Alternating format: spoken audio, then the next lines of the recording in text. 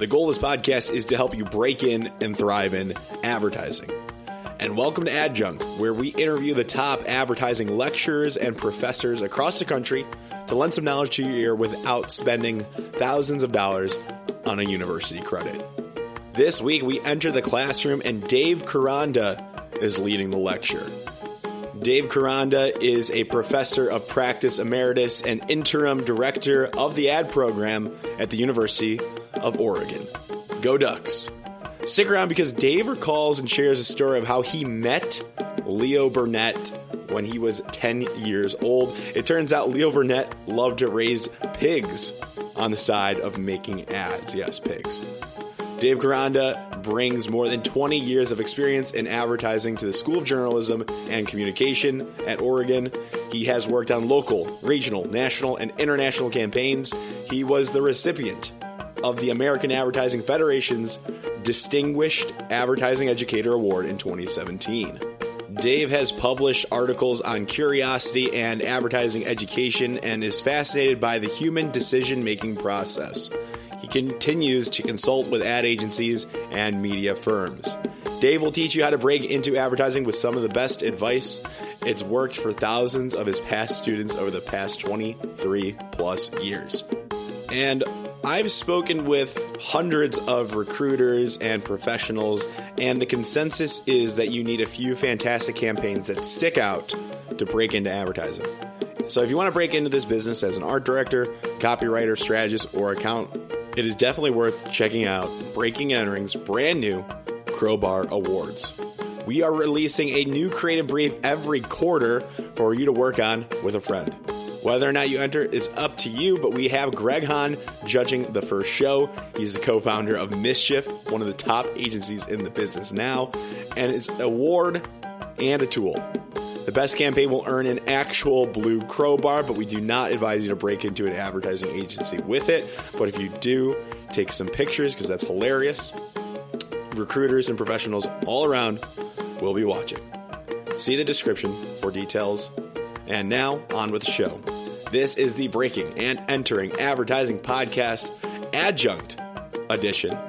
And as usual, I'm your accomplice, Gino Schellenberger. Kick it, Mikey.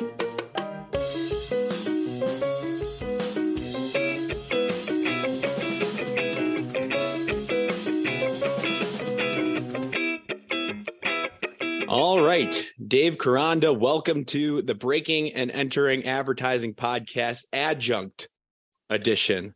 How are you doing today? I'm good. It's raining like crazy here, and I'm staying inside. It's raining like crazy in Eugene, Oregon, correct? Correct. So our listeners will know then, through context clues in the title of this, if they clicked on it, that you are a professor of practice at the University of Oregon, which is a phenomenal advertising program there. I'm biased, but I would say so too. And you've been doing it for quite some time, right? How long have you been there? This is my 23rd year, I think, being here. 23rd year. And you always been an instructor or a professor of practice in those 23 years. What have you been up to? I started as an instructor, then went through all kinds of different ranks to become a professor of practice. And then this year, I'm the interim director of the program. Oh, so you are the correct person to talk to. I'm glad I got you on. I hope so. Good. Well, it means something. That's a pretty important title. So you've been there for 23 years, professor of practice now. I'm always curious because professor of practice is a pretty illustrious role in academia, meaning that you have a lot of experience. You might not be doing as much research. Correct me if I'm wrong. Every school is different. Every university is different. So are you research focused at all? Or are you just all teaching, all in the classroom, trying to connect people? Are you publishing anything on the side? I have published several things on the side and have done some research. My primary function is in a classroom, and then also trying to connect the students to the industry, to the advertising industry. So I'm trying to step in both areas. Yes. And as you talk about connecting to the industry, I just want to make a note here, the Leo Burnett story that you have. We definitely want to talk about how you met Leo Burnett at some point of this. I think we should just kick it off there. I think that's just so, I don't want to even skip it now. Do you want to just tell us a story? Why not? It's so fun. Well, it's a funny one. Of my grandparents had a 100-acre farm outside of Chicago in Wakanda, Illinois. My brother and I used to visit there in the summer. They rented or leased the farm area to farmers in Wakanda. And then they had a business that they operated outside of there. And my grandmother was involved in politics and friendly with everybody who lived in the area. And she said, my best friend lives next door, Leo. He's a pig farmer. I don't want you boys making fun of anybody who just wears a t-shirt and overalls. But Leo's a great guy. And you guys are always seemed intrigued by advertising. And he works in advertising, so I want you to go over and meet him. So she takes us over there. His name was Leo Burnett. And he indeed was a pig farmer in his off time. He loved it. And he indeed did wear white undershirts and overalls. And he was an amazing guy, very friendly to us. And so we became friends with Leo Burnett. It wasn't until years later, that, especially when both my brother and I were working in advertising, it's like, holy shit, that was Leo Burnett. You didn't even really, he probably, yeah. How could you realize when you're 10 years old, the importance of this figure that you met? And still today, we were just talking about some important agencies before we got on. And obviously Leo Burnett's one of them still today. So I think everybody knows that. Even being from Chicago myself, living in Chicago now, everybody I know, I'm like, oh, Leo Burnett. I'm like, no, Havas Chicago is just as good now. Yes. So I always give that a plug too. Yes. So great story. So I want to now, I guess we can just start from there, because how did you know at a young age, or did your mom or your grandma knew that you were interested in advertising? Did that meeting of Leo Burnett like spark an interest, or were you sales oriented, creative oriented just early on? Where did you begin this journey for your love of advertising? My dad was the president of, it was called AMC Wholesale. It was a company founded by Sam Bloomingdale. Everybody knows Bloomingdale's. And Sam Bloomingdale wanted to found a company that could actually market directly, creating their own brands. And that he had, my dad was then president of that company. And around the same time that we met Leo Burnett, my dad asked us to come up with a name for a sports hero, fictitious guy. The name we came up with was Jimmy Crane. The reason that happened was that they discovered that when they created a sports brand and had a name on it that was endorsed, sales went way up. The stuff that they were selling, the sporting goods that they were doing, they were creating their own brand. And what they discovered was most of the sporting goods, baseball gloves, footballs, all kinds of stuff, were being bought by moms for their kids who were in kid sport type things and kid games. So they, as an experiment, wrote Jimmy Crane on every sporting good they sold. It was golf equipment, tennis equipment, baseball gloves, left hand, right hand, every glove in the field, etc. Sure. Sales went way up. Because they thought it was endorsed by a professional? Yeah. Perfect. And they weren't into sports very much themselves. Whether right, but they say, oh, it's got a name on it, so somebody likes this, or this sounds like something legit. Exactly. It's like, this is good. And it worked. And it worked. And so that was something that kind of sparked my interest. And then ironically, around the same time as when we met Leo Burnett. And then because of my dad also paid us 10 cents for every competitor's ad we could find to any federated store. Oh, a little audit very early on. Right, exactly. And so we began looking at ads, and then we began getting paid to find competitors' ads. That's smart.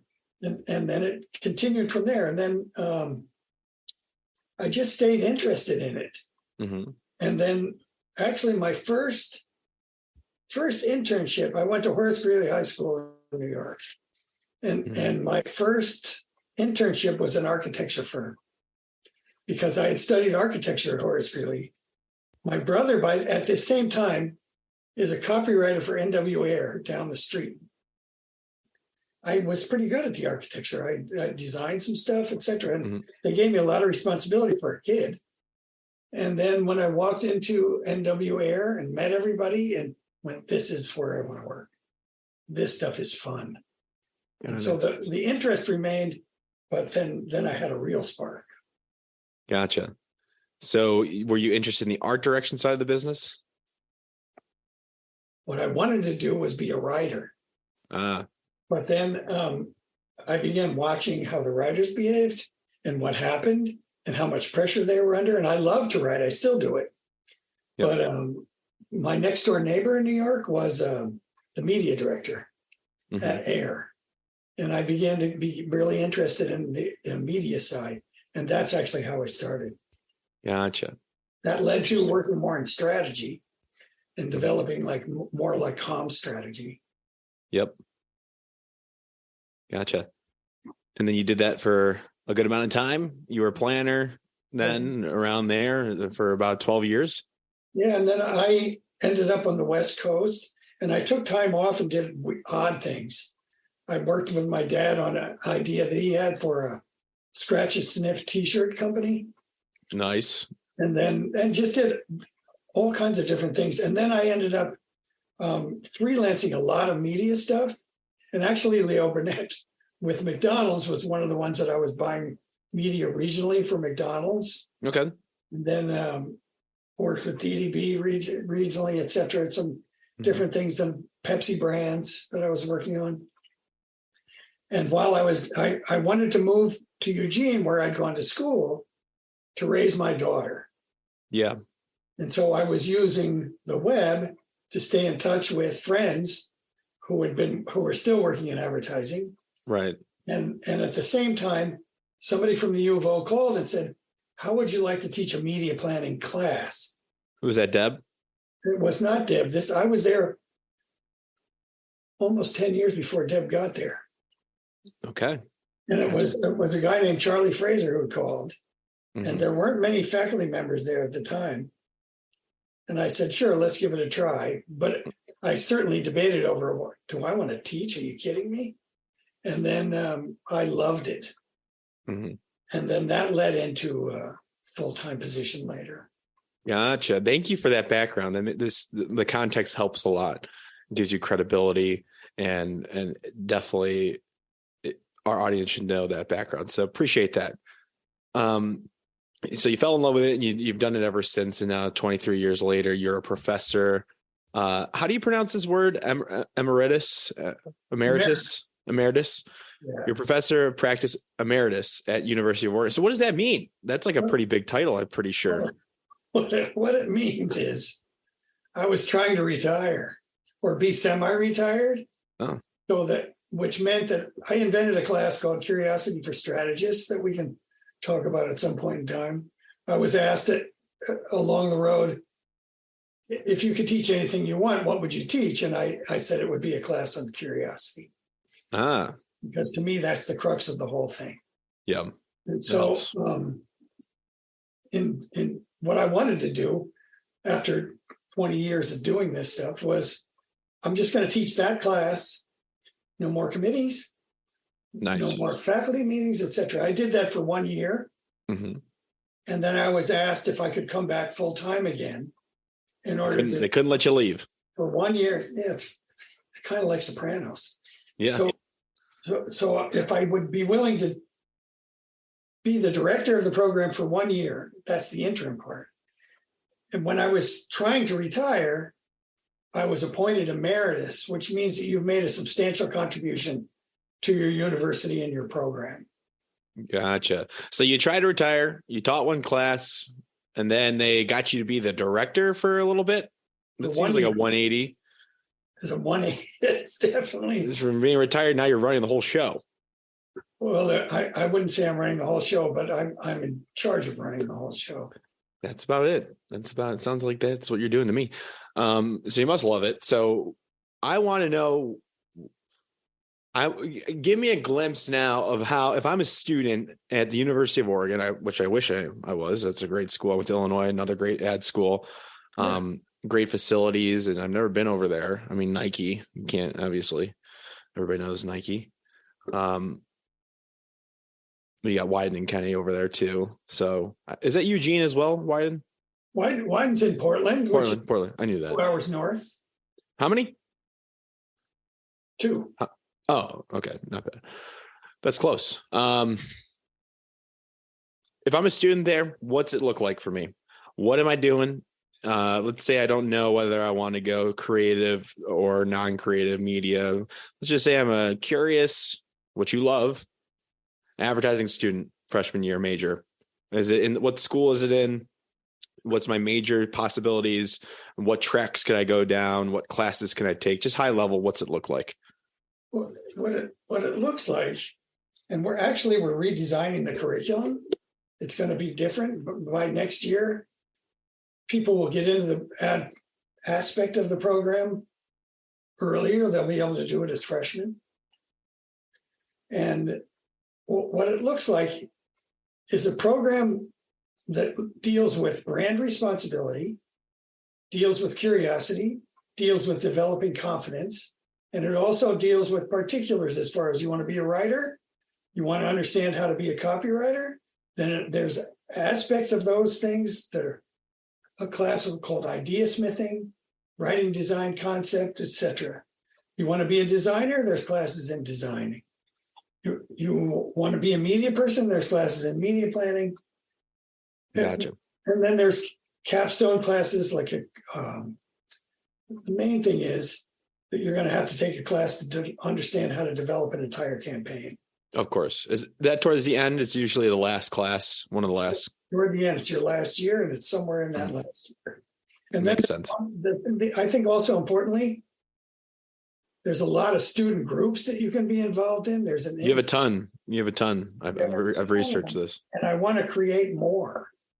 Before I'm done with this part of it, I want to be able to develop more. Why would you want more student groups? Aren't they getting enough in the classroom? What they get, and I think this is an aspect of academia altogether. The way that they're mostly taught is it's a separate entity. But advertising is very collaborative, as you know.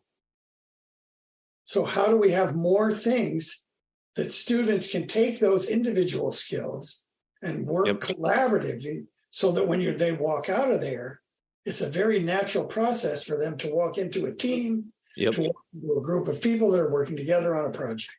Yep. And then there's probably a lot of group projects like that capstone class, those writing classes. I'm sure people are getting paired up all the time. Yep.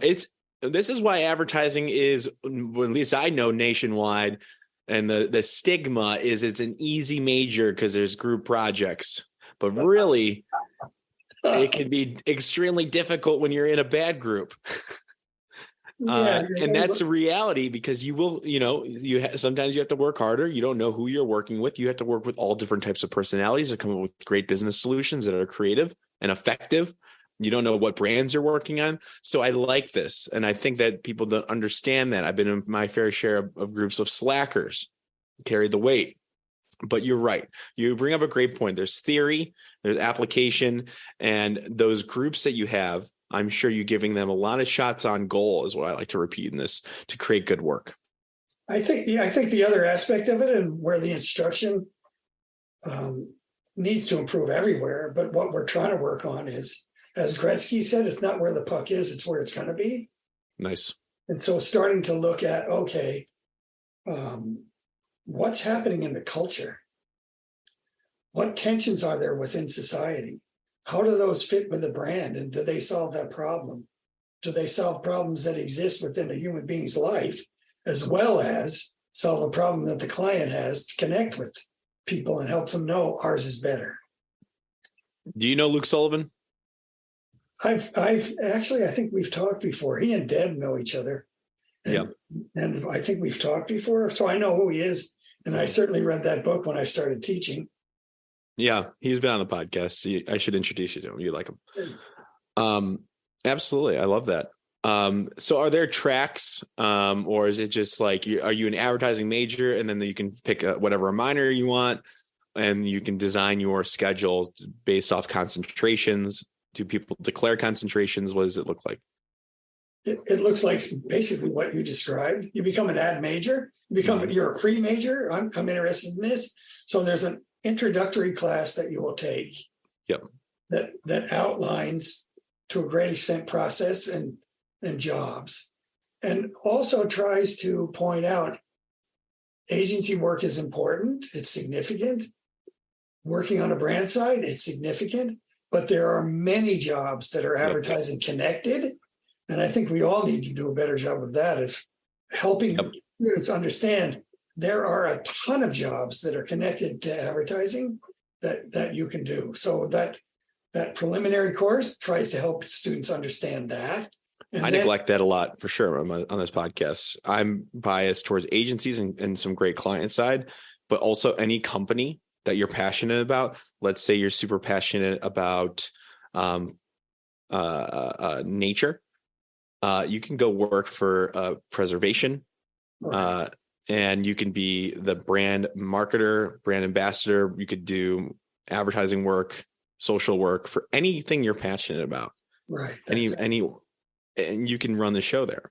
Yeah, that's important. One of my earliest students was a media person. She worked for AKQA, and she worked at Goodby, etc. Nice. And then she ended up being in charge of communication environmental programs for the city of San Francisco. Exactly. And perfect. Same kind of thing. She took all those skills, put them to different use. I am an advocate, though, that large agency experience for the first job is a great first job because it gives you so much experience, so much, what's it called? Breadth that everybody says in this industry. It's true. Working on different clients is a great foundational piece that you can build off of, and then you can expand out or niche into something that you're more passionate about. I'm a firm believer that you should aim for a larger agency as that first next job. Do you agree with that? I mean, it might not be as necessary, but in general, with a good education and a good large agency experience, I think that's a good combo, a combination for somebody starting out. What do you think? Do you argue with that? Do you agree with that? I tend to agree with that for a couple of reasons. One is that you are exposed to tools. I've tried to work with the library and get all the research tools that you would have at a large agency. Yep. But those research tools are there. There's other tools that are there. Plus, there's a kind of thing that you can learn in the hallway when people are in the hallway. And that the larger the place, the more people you're exposed to, the more diversity you're usually exposed to in thinking and culturally. So and then working in a smaller place, you're taking all that experience and those tools with you, as opposed to looking at it the other way out. I think that's true. Yeah. I think, and you could start small because you wear a lot of different hats. There's arguments for starting small is good too. I get that. I just think I'm a big advocate of go agency side first and then go brand side, or go into something that you're passionate about. It could be a specific government position, like you mentioned your former student. Let me know who that is too, because I love San Francisco. My best friend moved out to San Francisco. I love it there. So connect me there. We'll talk later.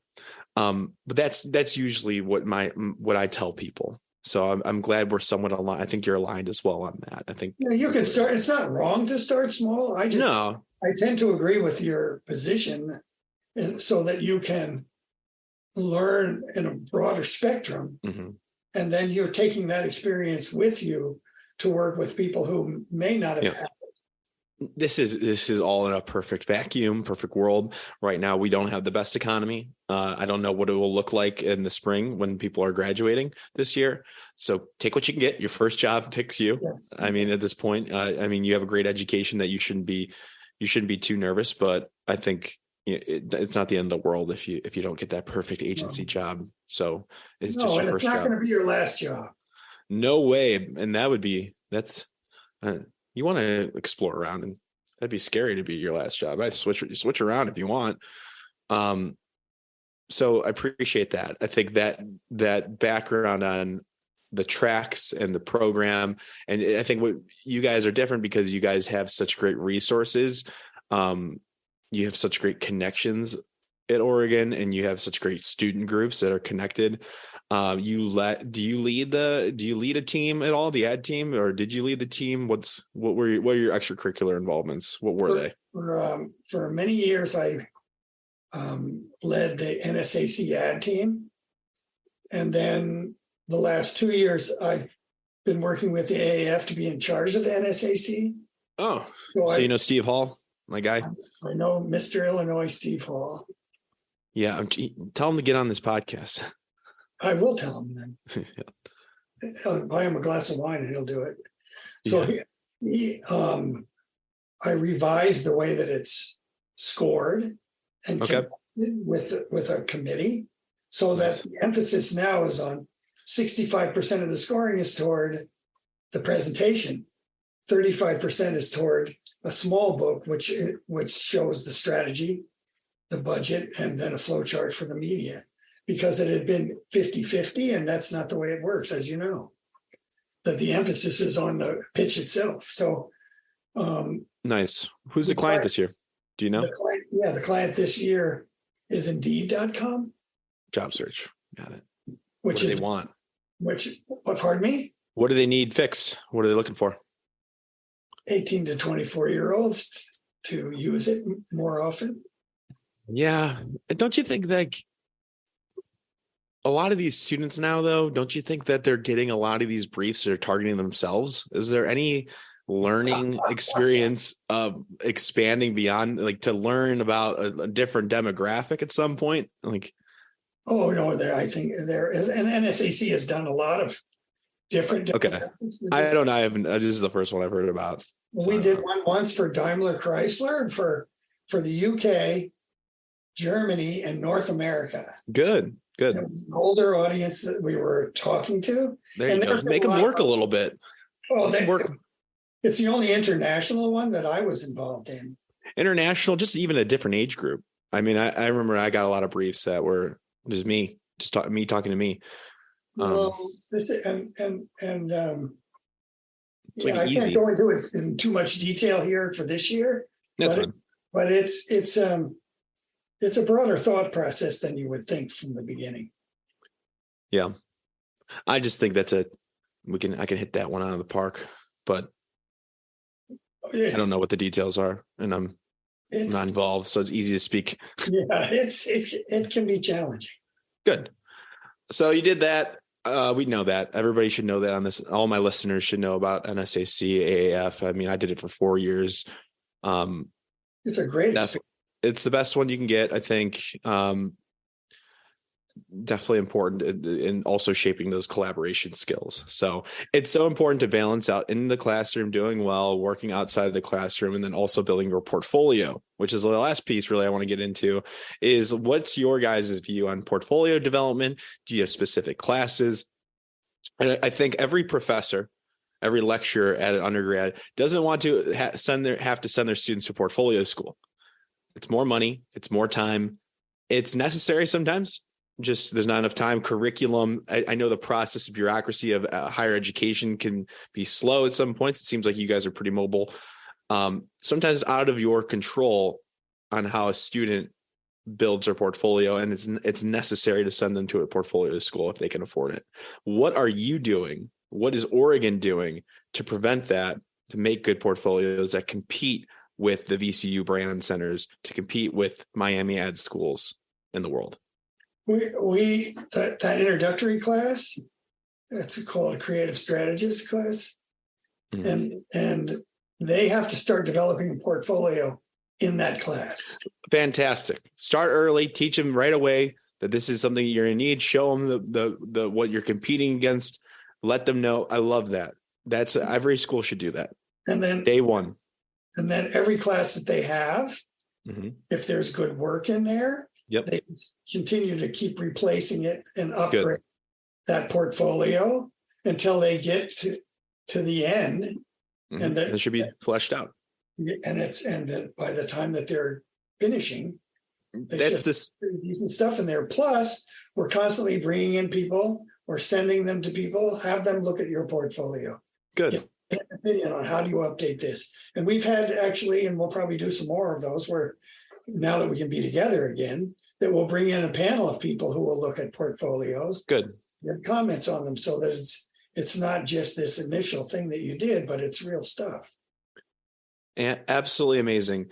The fact that you start early and you remind them, and every professor, every lecturer at your school should have in mind whatever their assignment they're giving out should in the back of their mind be, is this creative enough? Is this broad enough? Are there parameters that can make this portfolio worthy? If the brief is bad and it's not good, it's for, I think a local personal coffee shop will not be portfolio worthy because I don't care. As a recruiter, you get we kind of have a saying, you get one of those. You can have one. I don't, even as a recruiter for myself, when I look at portfolios, it's got to be something very passionate. You actually drove real business results. That's fantastic. If your account, that's great. If you place a media strategy and it worked and you can show me tangible results, I will call up the coffee shop owner personally to see if it's true. To see how, if your account, how did you communicate? That's great. Especially if your account in media, but also I think like every professor should be thinking about, is this large enough? Is this creative enough? Is there a challenger brand, or is it going to be portfolio worthy? So I think you guys are doing that. Yeah. This winter term and spring term, we're also adding what we named as a advanced portfolio class.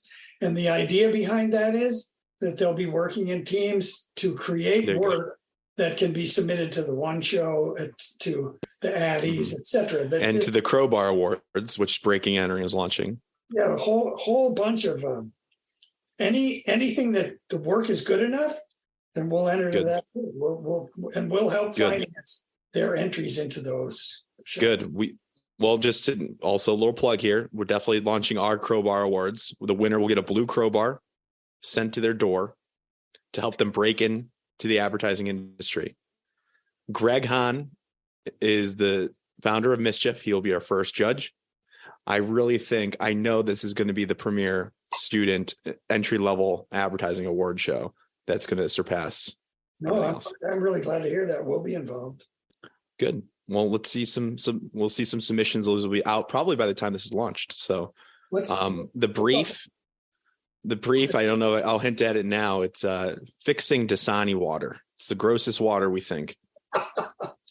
How can you make me feel better about Dasani water? So tell your students you get a head start, but plug is over.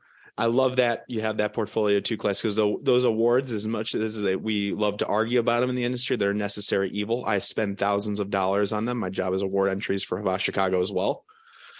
They're necessary evil. They will help you break in if you win, get you noticed. And there's something, and they're useful as far as polishing your work.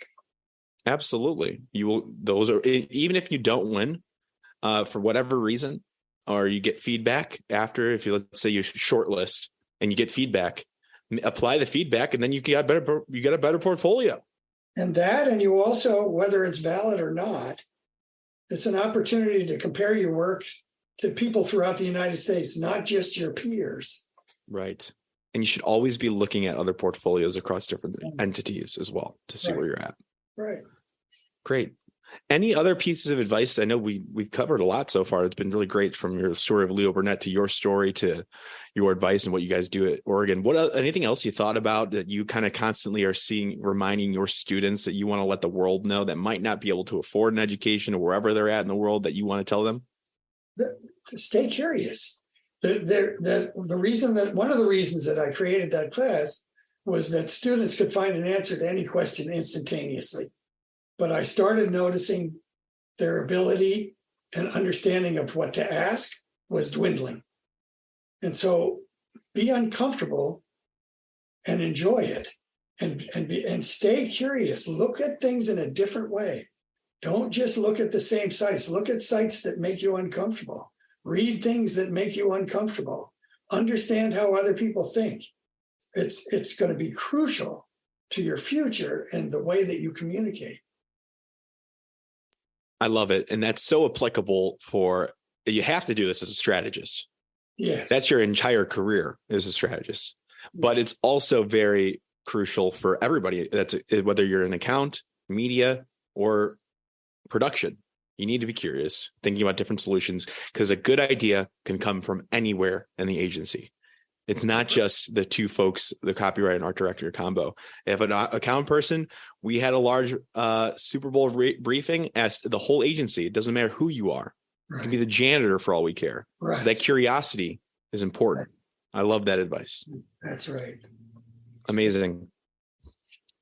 Dave, if people can reach out to you, let's say they have some questions, they have maybe a portfolio question or something about strategy, media planning, or just about the program in Oregon, how can they reach out to you? What's your preferred method? Probably the simplest way is to send me an email.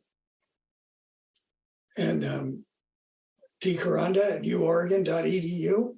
They can go to the School of Journalism and Communication at University of Oregon faculty page. I'm on there. Just Google your name in University of Oregon. They'll find you. Yep. Great. Then I have no other questions. This has been a pleasure. I appreciate you coming on, sharing a little bit of everything about your life and what you do and what you're passionate about and your advice. It's fun. It's fun talking to you. Good stuff. Great. Well, we will be in touch. We have some following up to do, but thank you so much. Talk to you again soon. Take care. Take care.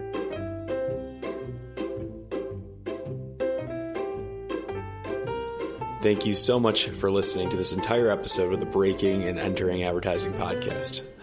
If you like what you heard, it would mean a lot to us and help us grow and get better guests and better break-ins if you can go to Apple Podcasts and leave us 5 stars and a small review if you have the time. Be sure to connect with our guests if you like what they said by going to our Instagram at Breaking and Entering Pod. That's all one word, Breaking and Entering Pod on Instagram. We have links to their portfolios and their LinkedIn, and they want to connect, so do that. And thank yous. Thank you to Mikey Malarkey, our audio engineer, and Buchan Zhang, our creative director. Can't do it without you two, and a team from the University of Illinois. It's a student team from the agency called AdBuzz. They're a PR agency, and it's been a pleasure working with them. Thank you all so much, and we will see you next week with another amazing guest.